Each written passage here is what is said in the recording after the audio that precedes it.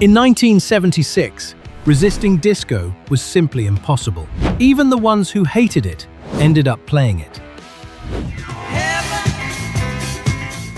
The most danceable song on this entire list was recorded by a band that despised the genre and said so right there in the lyrics.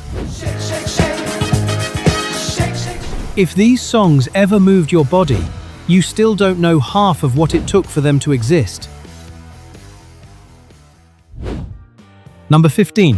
The Tramps, Disco Inferno. Before the movie, this song already existed, and it was something else entirely. They recorded it in 1976 at nearly 11 minutes long. The film took the first 3 and left everything else on the floor. Pay attention to what's coming.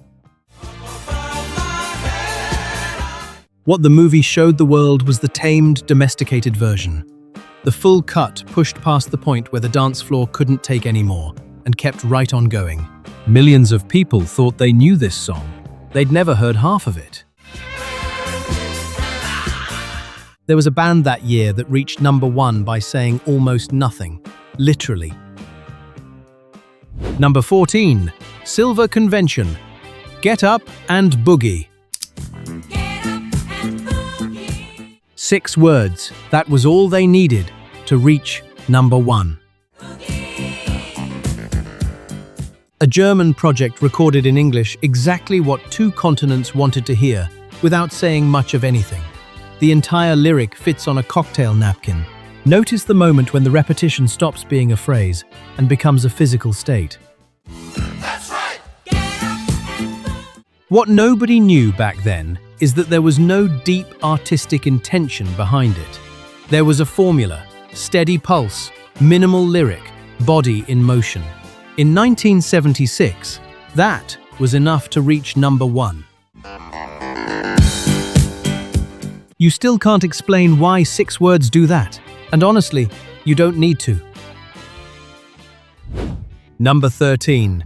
Boney M. Daddy Cool. That opening bass line stopped dance floors in 4 different languages. Boney M. was a European studio project, but in Latin America, it became something no producer had ever calculated. Copied cassettes, radios blasting at full volume, entire neighborhoods that had never heard anything quite like it. Bobby Farrell, the face everyone remembers, never sang on the recordings. He only danced live.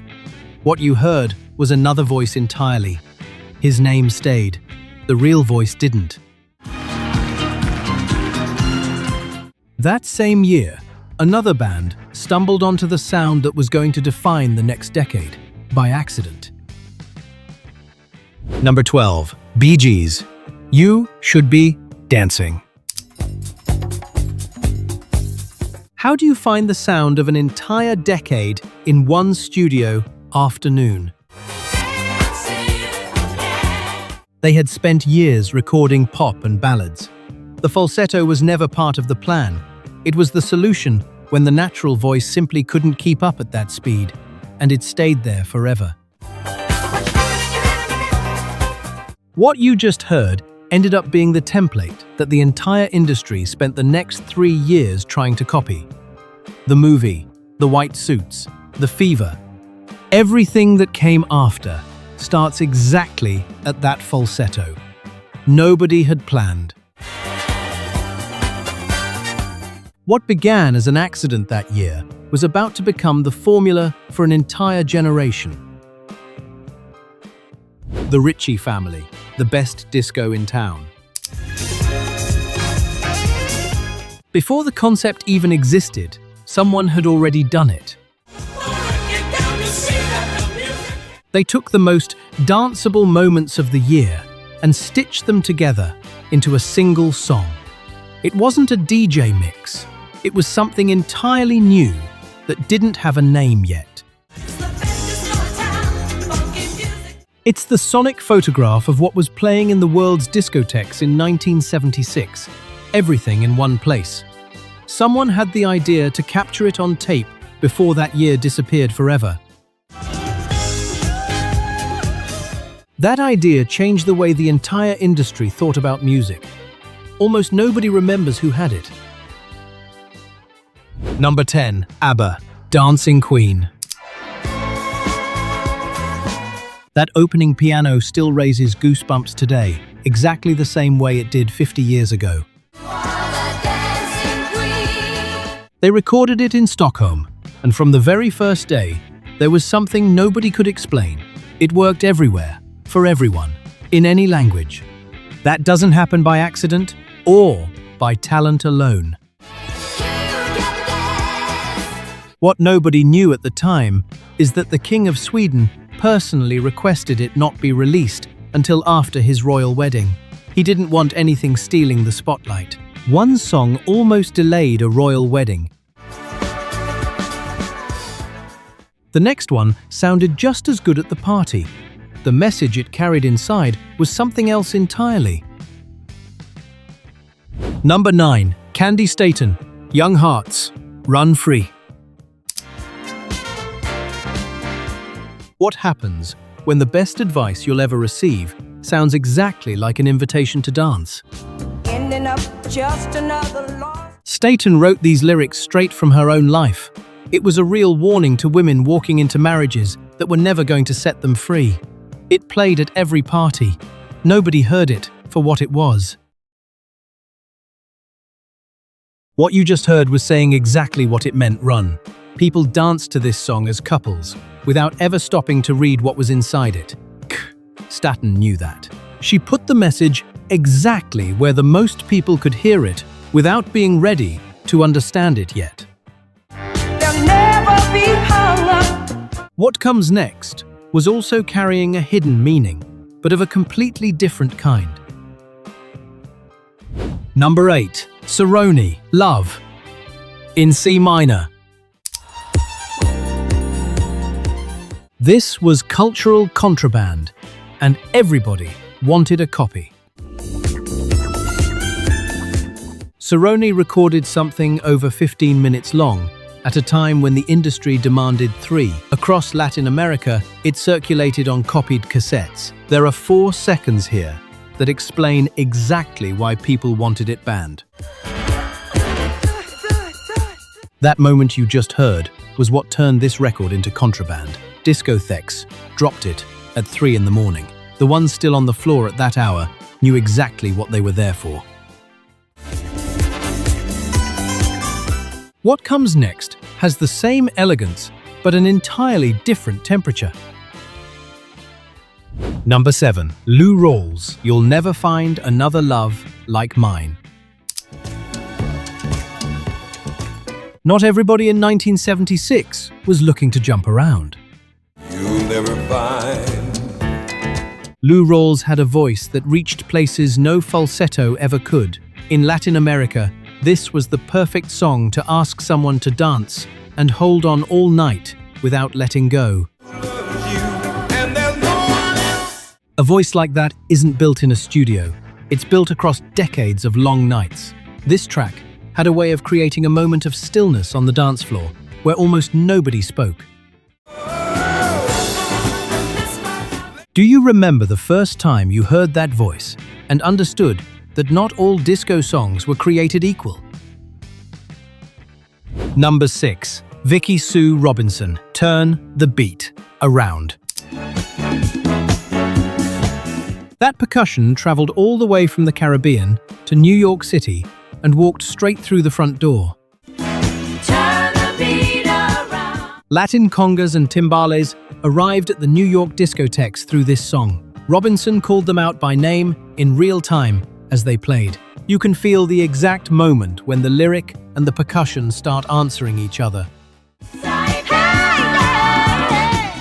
What you just heard was the rhythm of an entire region walking through the front door of the biggest music industry in the world.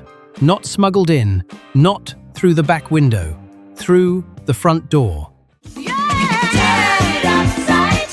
In 1976, the New York dance floor sounded like something that came from right here. Number 5. Rolls-Royce. Car wash. You recognize those hand claps even if you can't place them. That doesn't happen by accident. A song, literally about washing cars, reached number 1 in 1976. No metaphor, no hidden meaning. It became the anthem of a generation that worked all week long, waiting for Friday night. The working class found its anthem in the most literal song of the year. Not a ballad, not a political hymn. A song about soap, water, and a paycheck that might just stretch to the weekend. The first time you heard those hand claps, how long before your body moved without asking permission? Number 4. Tavares. Heaven must be missing an angel. In 1976, 5 brothers recorded something the industry never saw coming. They had grown up singing together since they were kids, and that kind of thing cannot be imitated. They laid down over 6 minutes that worked just as well on the dance floor as it did from the sofa. In that year, that was close to a miracle. What nobody knew is that those sessions moved so fast, the brothers could barely believe what was coming out. The disco soul they made was partly chance and partly a lifetime of singing together. There's something in those harmonies that can't quite be explained, no matter how many times you listen. Number 3. Andrea True Connection. More, more, more, more. How does something parents didn't want their kids hearing end up at number 1? She came from the world of adult film. She recorded this in Jamaica because she couldn't get her money out of the country and needed to spend it there. The song was born out of a practical problem, not an artistic one. It hit number 1 before radio stations had even decided whether they could play it. They put it on anyway, because the phones wouldn't stop ringing. 1. On this list, there was someone who arrived from exactly the opposite direction, from resistance, not seduction. What's still to come wasn't born on a dance floor. It was born on a stage where someone decided to surrender. Number 2. KC and the Sunshine Band. Shake Your Booty.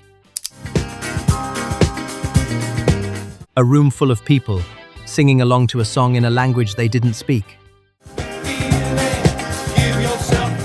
It was sung at every party in 1976, with whatever pronunciation people could manage. The lyrics were beside the point. The body understood before the brain could catch up. Feel the moment when those brass horns push everything forward. What nobody knew is that while KC was filling dance floors, there was a band watching all of that with resistance. A band that hated the genre. A band that recorded one of its most timeless songs because there was simply no other way out. The number 1 on this list didn't come from the dance floor. It came from the side that was pushing back against it. Number 1. Wild Cherry. Play that funky music. That bass line was recorded by a band that hated disco and said so publicly. They were a rock band. Dance floors cleared out when they played. They understood they had 2 choices: keep going the way they were, or play what the people were asking for. They chose the second option, and they put that choice right there in the song. What you just heard is a band singing its own surrender.